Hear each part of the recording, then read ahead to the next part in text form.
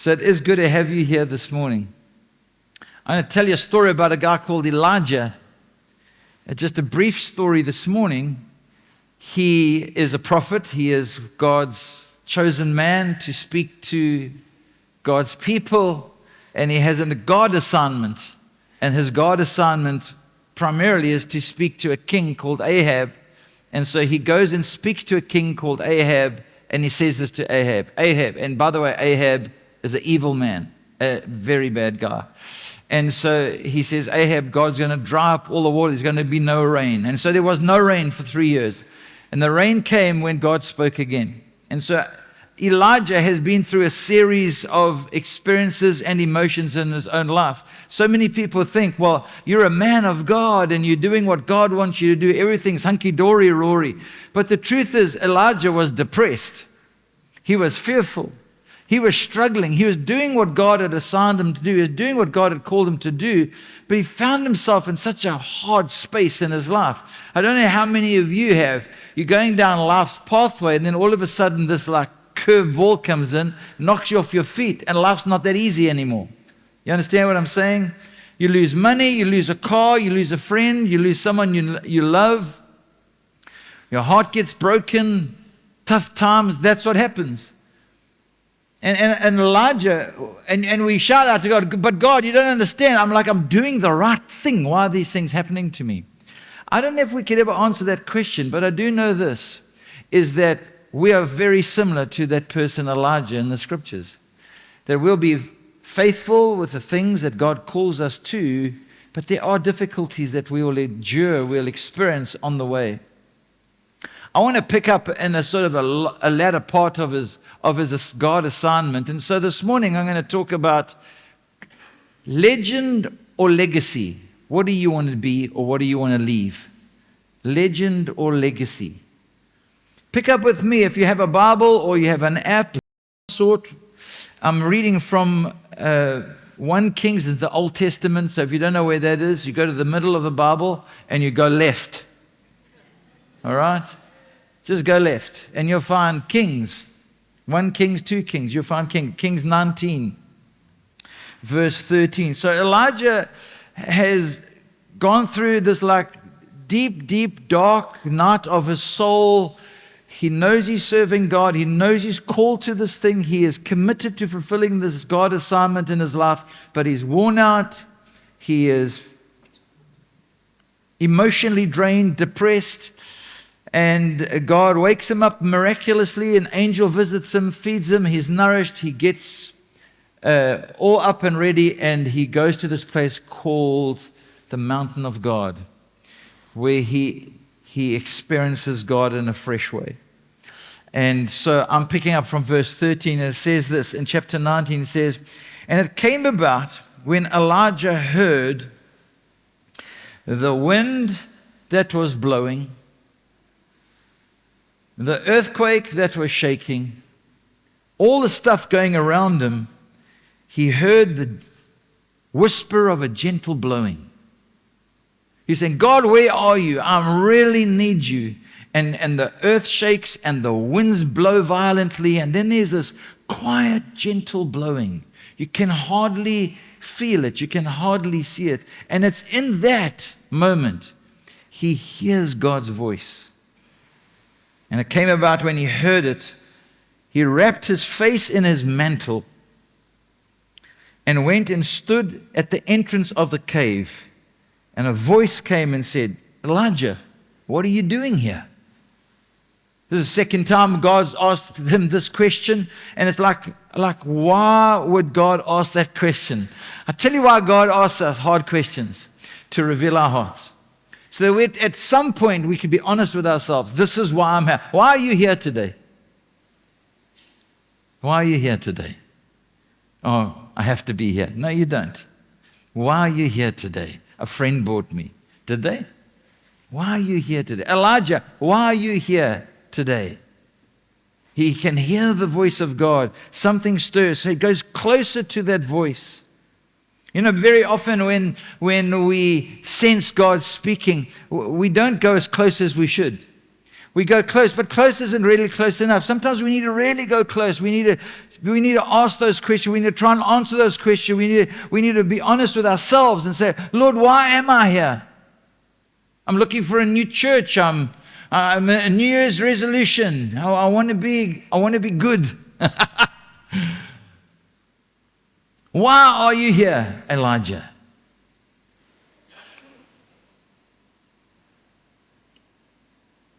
And so Elijah says, I have been very zealous for you, Lord, God of hosts.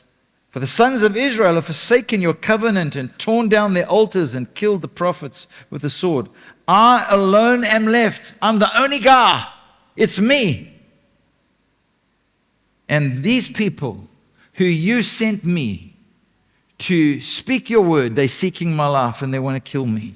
And then the Lord said to him, go and return on your way to the wilderness of Damascus. Now, you need to just pay attention to what I'm going to say here.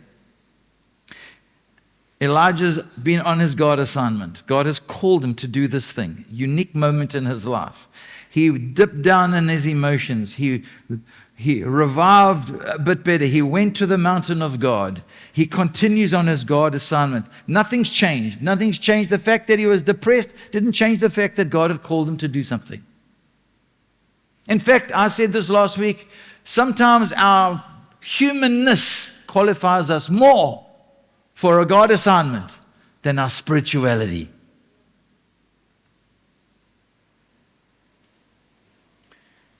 So he says, I need you to go to the wilderness of Damascus, and when you arrive, you shall anoint Hazael, king of Aram, over Aram, Jehu, son of Nimshi. Hey, a Japanese oak in the Bible.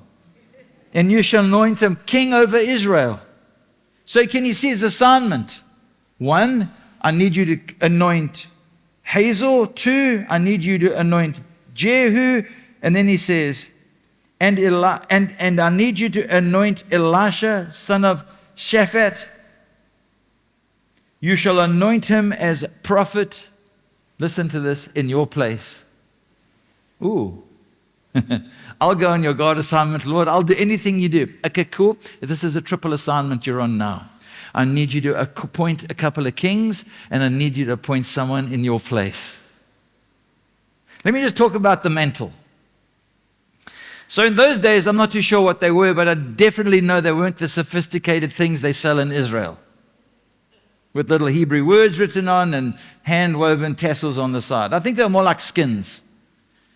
And so there's this mantle that he has, this like covering, it's like a cloak, keeps him warm. But Elijah wore one, and it's obvious Elijah wore one because guys who wore those things in those days, it was a sign to everybody around of their role by God. And he was a prophet. The mantle was this thing he was wearing, this big like cloak.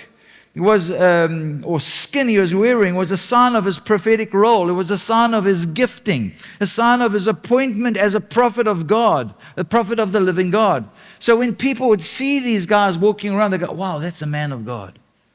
Now, there's another reason that we need to understand that these things happen. When Elijah encounters God, the very first thing he does when he hears the voice of God, so he's doing God assignment, he's doing this stuff, he's speaking to the kings, he's warning the people. He hears the voice of God. He immediately wraps this mantle around his face. I think what this is telling us, at that very moment, Elijah was saying, this is holy ground. Why are you here, Elijah? Why are you here? And then he hears this voice. He goes close and he immediately knows, I'm in the presence of God. Why are you here today? Now, we don't have anything to cover over our faces, but I would imagine there is a sense that God is here this morning, correct? Can sense his spirit. You know, I think that wrapping of his mantle, humility is essential for intimacy with God. If we want to really encounter God, we really have to humble our hearts. Elijah wrapped his face. He didn't want God to see him. He wanted to hide himself from God, but he wanted God.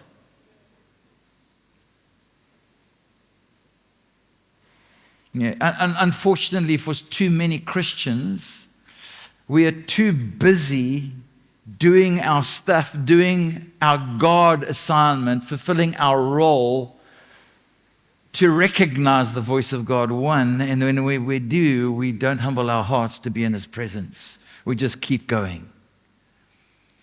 And over the years in ministry, I've helped pick up too many men and women in ministry who are burnt out by ministry, absolutely destroyed. And I've often said, if you just quietened down a bit and heard the voice of God and went into His presence, He would revive you. But there's something in us as people where we feel like, I've got to prove myself. I've got to get out there. Everybody's got to know how good I am and how important I am. And so is it true with so-called men and women of God. Christians aren't immune to life. And we have wicked hearts as anyone else does. And they deceive us. And later, when I have a chance, I'll talk to you about how Elijah put his mantle over his successor, Elisha. That's another story. If we're going to walk in our calling of following Jesus, let me remind you what that means. So Elijah was following God. Let me tell you what that means in our language, following Jesus in our language. If we're going to walk in our calling to follow Jesus, we want to know His words all the time. Whatever you use, the app, whatever. We want to know His words. We want to live His way. Live His way. We want to do His works. We want to surrender to His will. Now, I know all of those in following Jesus, all those things. Knowing His word, living His way, doing His works, fulfilling His will. Ultimately, we want to be wholehearted worshipers. We want to be like Elijah in the presence of God. That is not natural. I'll say it straight. It's not natural. I'll prove it. How many of you read the Bible last year? Don't be afraid. At least you read some. Okay, let me change it. Not the whole Bible. Some of the Bible last year. I could see the pressure. My gosh. I'm still on Genesis 2. It's been a long year. Okay, that's cool. How many of you thought 2024, I'm going to do better. I'm going to read more. Yeah, it's good. All of us. I'm going to spend more time praying. Hey? I'm going to be holy. I'm going to read the Bible and I'm going to pray. And this is the big one. I'm going to commit to being at church more regularly. Hey, that's the trifecta of hopefulness. I just want to say God's not holding His breath. You started in January the 1st. You thought, okay, that was a bit of a hangover night. January the 2nd, you started reading the Bible. Correct? January the 3rd, how did it go? 21st today, how's it going? It's hard. Am I right? Following Jesus is about following Jesus, not about doing stuff that makes you think you're following Jesus. But to follow Jesus, we need to know His words. And we need to live His way. We need to hear His voice and do His works. We need to eventually come to a place, Lord, not my will, but your will be done. That's the hard thing. We want to be. I know that Jesus' followers ultimately say, I'm going to follow you, Lord. I'm going to be all in. I'm going to be wholehearted in this. But if we're going to walk out our calling of following Jesus, we have to be. So I'm assuming we're all in, okay? And whether you read X amount of chapters a day, it doesn't bother me. Doesn't bother God. Just I'm in, I'm following Jesus. If we're going to be all in to follow Jesus, I think we all need to be ready to step up. Listen to this, in our God assignment. Elijah was following God. He felt depressed. He felt, he most probably felt depressed because he didn't read all the Bible, you know what I mean? He skipped a few days. You know how hard it is to catch up when you've skipped a few days. And he was feeling down, but he was all in.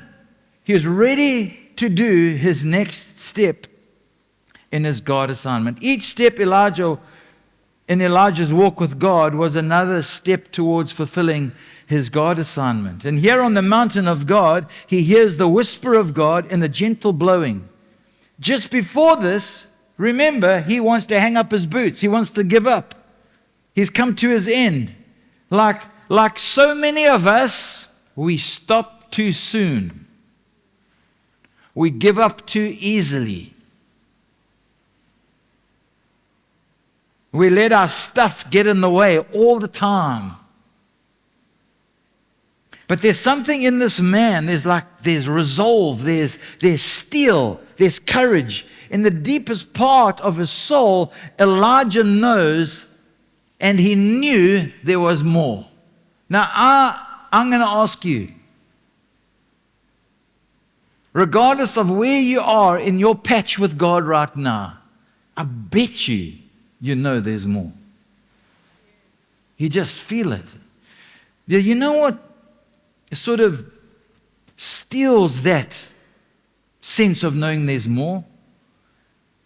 Our guilt, that we don't feel good enough.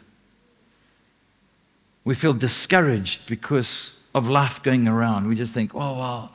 And then we get sucked into that vortex. But there is more. So what I want to talk about this morning is just a few things about this text. One thing that's important for me is we need to understand that God is an incremental God. God is incremental in his nature. I'll explain to you what I mean.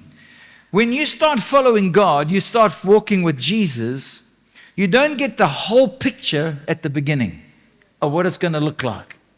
Because we would bolt out of that room in 5 seconds.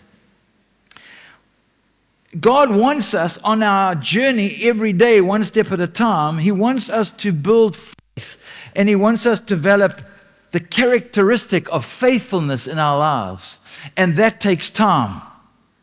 We need to pay attention to the road that we're on. We need to, this is where I'm at. Jesus said it like this: don't worry about tomorrow, for enough today has enough trouble of its own. And in some ways, too many of us are living for a avatar future out there, where in reality we should be living day by day. It's on our day-by-day journey that God teaches us how to have faith, and we are shaped in our character with regards to our faithfulness. So God prepares us along the way, one step at a time. And Elijah's first part of his God assignment was speak to King Ahab. And on the way, Elijah was learning faithfulness, how to be faithful with God, one step at a time. And being faithful, he learned to do the Father's bidding. He learned to say, yes, Lord, I'll do it. He didn't let his stuff get in the way. In the work world, in the workplace, at school and business people, the work world would say this: leave your stuff at home. You're at work now. Have you heard that? Your boss will walk past, and there you're feeling like, this oak's going to break up with me again. It's so hard. Oh, my child. Oh my gosh, I'm using this because this is my invisible phone, because that's how we look at life now, true? You just heard, my child bit a kid in the class. And we taught them not to do that, eh? One step at a time. Every day, as we follow God, that prepares us to be faithful to the thing he calls us to do, to be obedient. It's part of the preparation for the next step. Faithfulness, and I'm going to add this in, faithfulness bears fruit. Faithfulness is the fruit of God's Spirit. Faithfulness leads to fruitfulness. Someone said it like this: diligence in faithfully carrying out those things to which God has called us will ultimately lead to fruitfulness. I'm going to say it again. This is a really good quote. Diligence in faithfully carrying out those things to which God has called us will ultimately lead to fruitfulness. But we live in an immediate gratification world that says, I need the fruit now. And we skip character development in the area of faithfulness because we want everything now. We need to just wait. If you and I remain faithful with the little things, the scriptures teach us God will entrust us with more. That's why I asked, do you believe there's more? If you believe there's more, stay the course. Remain faithful. Be like an Elijah. And I'd go so far as to say this. God is looking, and there's a lot of you here, God is looking for faithful hearts. He's looking.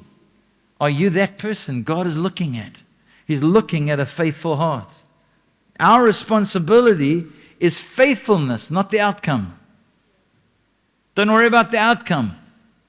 Someone was talking to us about that. I think, Ross, you're talking to me about it. We're so obsessed with the outcome of everything. What we need to do is just stay faithful. If you're in a marriage, be faithful in your marriage, day by day, be faithful. There will be a fruitfulness. If you're a parent, be a faithful parent. Don't give up. Set the boundaries. Do the stuff you need to do because there'll be fruit. At some time, you'll see the fruit. It might not be in you. It'll definitely be in your kids' lives. If you're a single person and you're young and you want to do well and you want a prosperous life and you want to be more, be faithful with your life. Be faithful with God has entrusted you now. And He has entrusted to you your youth. Be faithful with that. So God sends Elijah on a triple assignment. I'll read it in. Go, return through the wilderness of Damascus, and when you arrive, you will anoint King Hazael, and then you'll anoint Jehu, and then you will anoint Elisha, who will take your place as the prophet.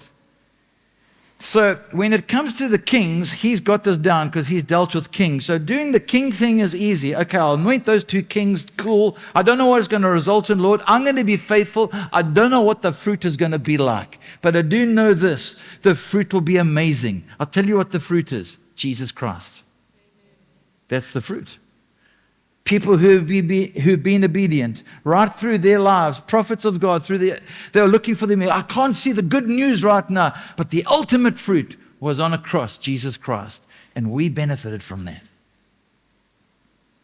So the next step in the trifecta of his God assignment, Elijah was entering into uncharted territory. He had done kings, but this part, laying hands and anointing Elisha, to anoint him as a prophet in his place, he had never done that before. I'll tell you what I would say if God told me that. Can I be vulnerable with you? I would say words like this. So, Lord, you want me to pass on the baton? And he'll nod. In the gentle blowing, I will hear his voice say, yes. So is this transition time, Lord? And you'll hear him say, yes. Can you imagine what's going on in Elijah? I can. I don't know what argument went on in his head, but this is the argument that goes on in my head, or would go on in my head. But Lord, I'm so good at this. I like doing this, Lord. I like being your prophet. I like speaking to bad kings. I'll do more, Lord. Give me another 5 bad kings. I don't mind doing it. I'll be faithful. I'll have faith to do this stuff. I'll do crazy stuff for you, Lord. I like doing that. And then the Lord he would lean in. Now he's speaking to me. He'd lean into me and he would say, I know you do, Brett, but this is not about you. This is about me. And this is about Elisha. And this is about the great things that he has to do for me. So I need you to anoint him. I need you to put your hand on him. Put your mantle on him. And we'll look at that at some stage. But what I want to do is I want to talk quickly about can you pass the baton on? I think every one of us needed to learn this principle of God, is that there is going to be a stage in your life where you're going to pass the baton on. You have to pass the baton on. And I'm going to use one word. I'm going to use the word transition for the word passing the baton on. It's an old thing that many people have done. The thing is, transition is murky water. It can be very murky water. It's like blurry.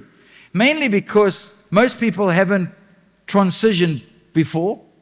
Most people haven't passed on the baton before. They haven't given it to someone else. They haven't handed your stuff over to your Elijah. And those who have, they haven't done it well. They've made a mess up, and you see it all over the place. Even professional athletes. Have you seen those YouTube, those guys who've been training the whole life, and they got muscles where I don't even have places. You know what I mean? They got like 9 rows of things in their stomach. And they get paid every day to be a world-class athlete. And they look in the mirror every day and they can check it. I got 0.0 fat in me. Stevie, we're in trouble, eh? We're about 0.04. And they go and do more press-ups and they starve themselves and then they get ready for the race. And off they go, and they got their baton, and they run, and the relay, and they run, and they've been paid for this, and they're experts. They've been doing this the only thing they do is run a relay. 400 meters, they run 100 meters. All they got to do is hand the baton to the next highly paid athlete who's paid to catch it. How many times do these professionals drop it? Passing the baton is not easy. How many times have they been like so caught up in their beauty of their stride and the way they hold their baton and the crowds, they run past the other oak. Or they bump into the other oak.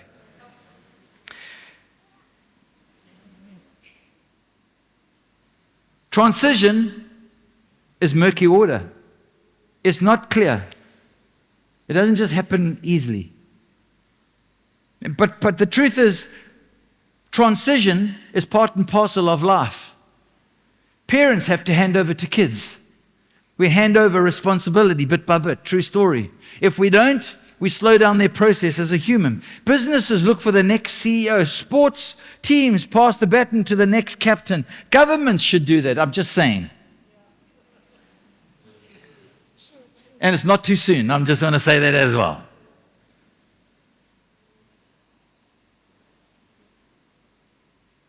And this is also true in the world of faith. In the Church of Jesus Christ.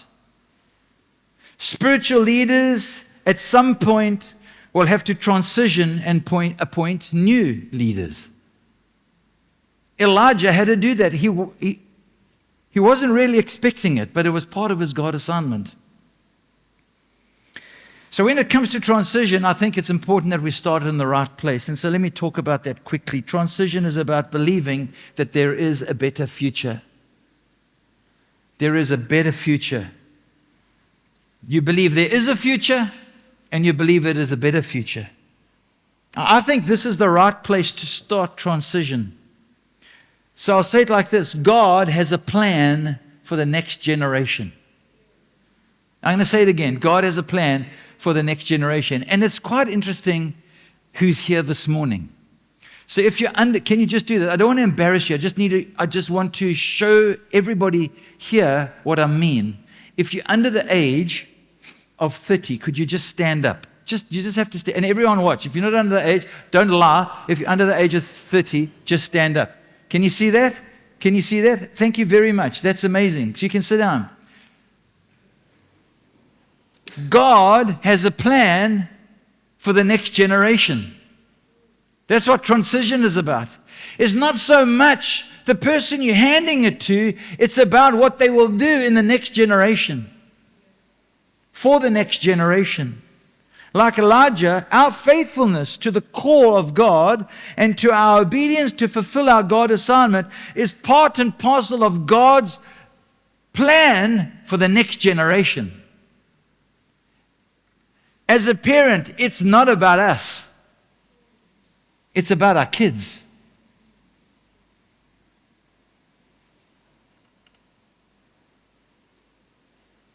God has a plan for the future generations. And leaders need to prepare and make room for next-gen leaders, next-generation leaders. We need to make space for next-generation leaders. There's always something that God has for us. There's always something that God has for us. Elijah's feeling, am I too old for this? Can God see I haven't been rubbing cream on lately? Am I walking slower? Am I forgetting what I'm supposed to do? Am I just too old-fashioned? I mean, all this going through Elijah, I mean, he's been good. But the truth is, nothing lasts forever. That's the truth. Nothing lasts forever. We need the next generation to come and climb on our shoulders so they can see what's ahead. That's what we need to do. They need to see that God has a much better future than what we can see. We get stuck in the weeds. You know what we do? We think, yeah, but can they really see what we can see? Elijah's going, yeah, but Elisha, what can he see that I can't see? Maybe he can't see anything of this, but why don't you just take him, grab a chair. I'm not going to illustrate with Matthew because that would injure me and Matthew. Climb on the chair, climb on my shoulders, have a look. What can you see? Tell me what you can see. Oh, you won't believe what I can see. It's so amazing. Wow, and you can explain it. Do you know what Elijah needed? And you know what the Elijahs of this world need? We need to hear what the next generation can see. That excites us.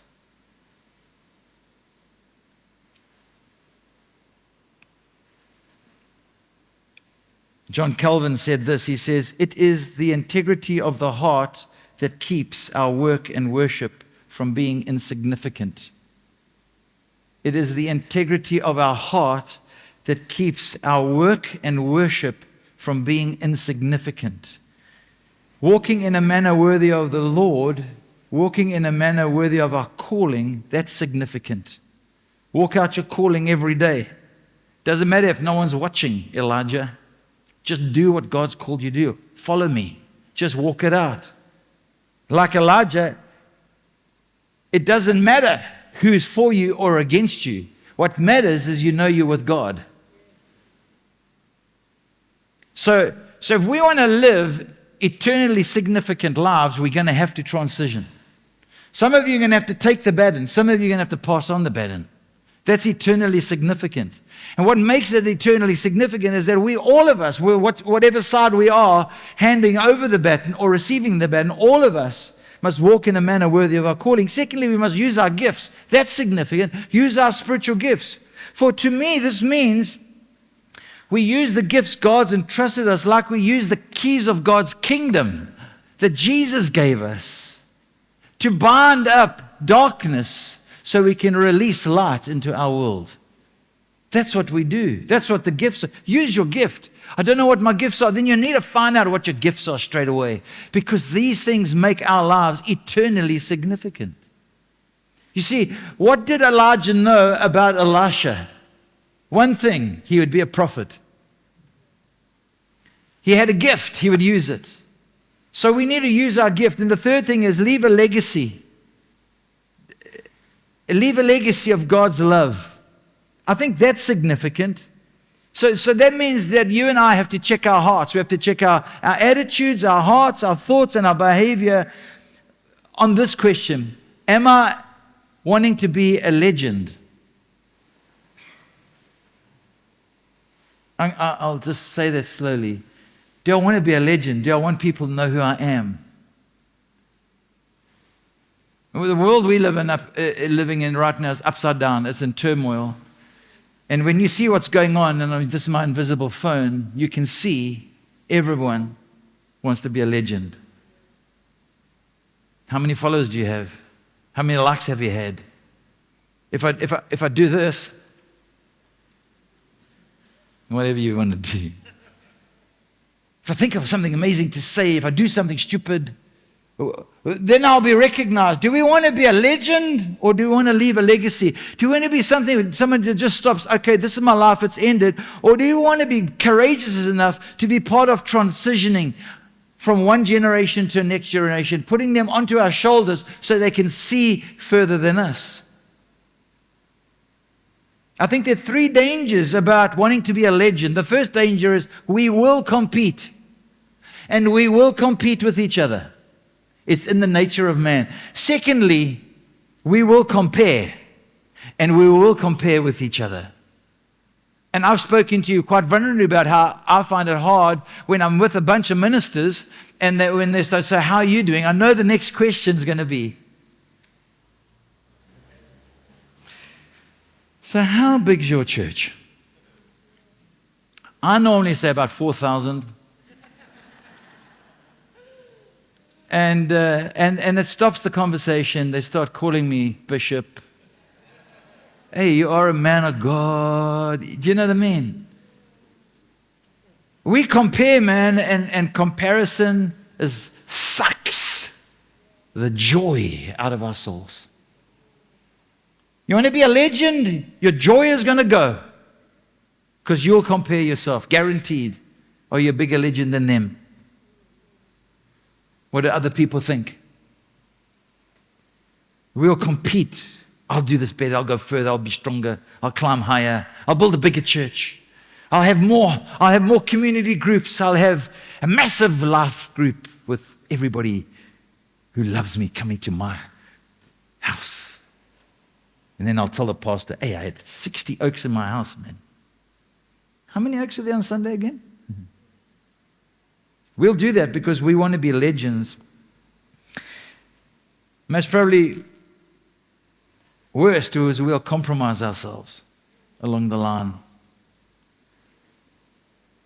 At some point of the race, we will compromise. If we want to be a legend, we'll compromise. No one gets to the top without climbing.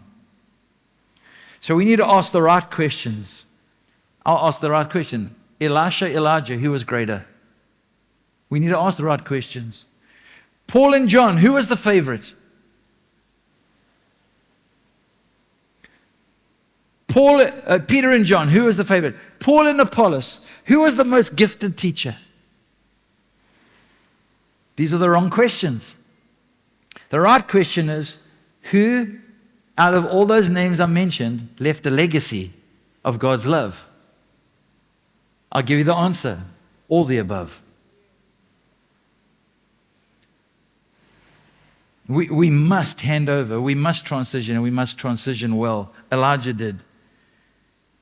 Because the next generation, they want more for their lives. They want a double portion. They want to do it well. If we lift them up and we let them see, they're going to go, I want yours and I want more so I can do it well. I want to do it well. And they need to do more.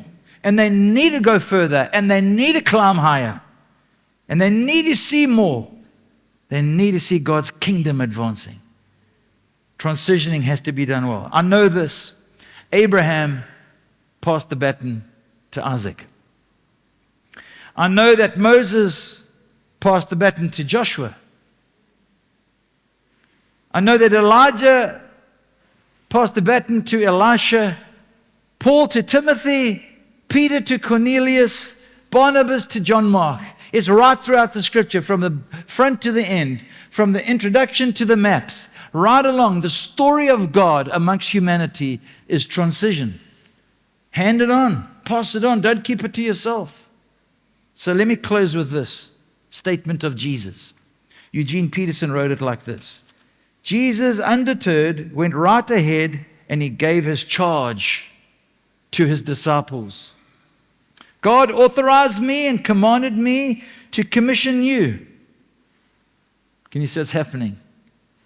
I'm transitioning, guys. I'm passing on the baton. I'm commissioning you to do a work. Go out and train everyone you meet, near and far, in this way of life, the way I've taught you, marking them by the baptism in the threefold name, the Father, the Son, and the Holy Spirit. And then he says, then instruct them in the practice of all I have commanded you. And I'll be with you as you do this. You see, transition isn't just throwing the baton and saying, good luck, buddy. You walk with the person, with the people. And when they're holding that baton well and you're happy, you just go a little bit on the side and you let them run the race. And Jesus saying, I'll always be with you. Our great baton passer on at Jesus is with us right now. He'll always be with us. So this is legend or legacy. And transitioning, handing on the baton, is the only thing that guarantees legacy. Only thing. Keeping the baton or the batons in our back pocket because we want to see everybody. I want you to show you how many batons I've got. Look how good I am. The race just stops right there. When you breathe your last breath, it's over. But before you leave this mortal coil, make sure you've handed the baton to someone, to your kids. You've handed on your values to your kids.